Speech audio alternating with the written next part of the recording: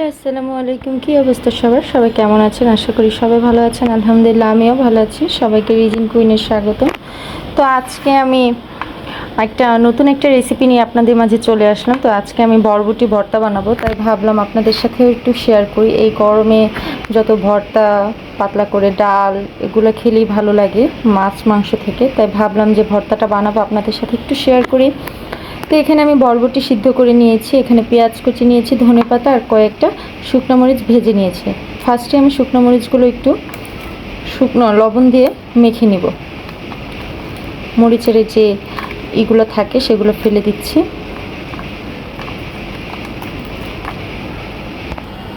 এখানে আমি কিছুটা লবণ নিয়ে নিচ্ছি। আমি অল্প করেই লবণ দিব, কারণ আমি বরবটিটা যখন সিদ্ধ করেছিলাম তখন লবণ দিয়ে একটু হালকা সিদ্ধ করেছিলাম। এখন আমি মরিচটাকে ভেঙে নিচ্ছি। আমি শুকনো মরিচটাকে ভেঙে নিয়েছি। তারপরে এখানে যে ধনেপাতাটা আছে, ধনেপাতাটা মেখে নিচ্ছি তার সাথে। তারপরে যে পেঁয়াজ কুচিটা আছে সেটা মাখিয়ে নিচ্ছি।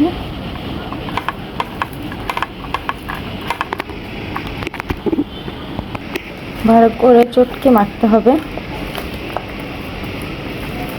তারপরে আমি যে বরবটিটা সিদ্ধ করে রেখেছি সেটাকেও মেখে নিচ্ছি। এত গরম, মানে আল্লাহকে বলি, আল্লাহ একটু গরমটা কমিয়ে দাও।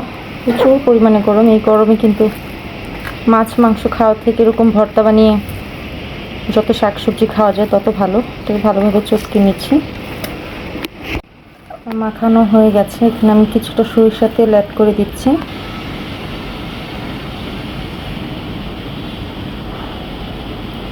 অল্প একটু সরিষার তেল দিয়ে দিচ্ছি।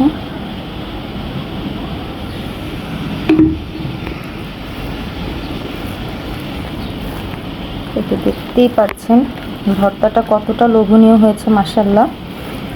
এই ভর্তাটা আপনারা গরম ভাত দিয়ে সার্ভ করে দেখতে পারেন, খেয়ে দেখতে পারেন, মাশাআল্লাহ অনেক ভালো লাগবে। দেখতে যতটা লোভনীয় তার থেকে খেতে অনেকটা মজা।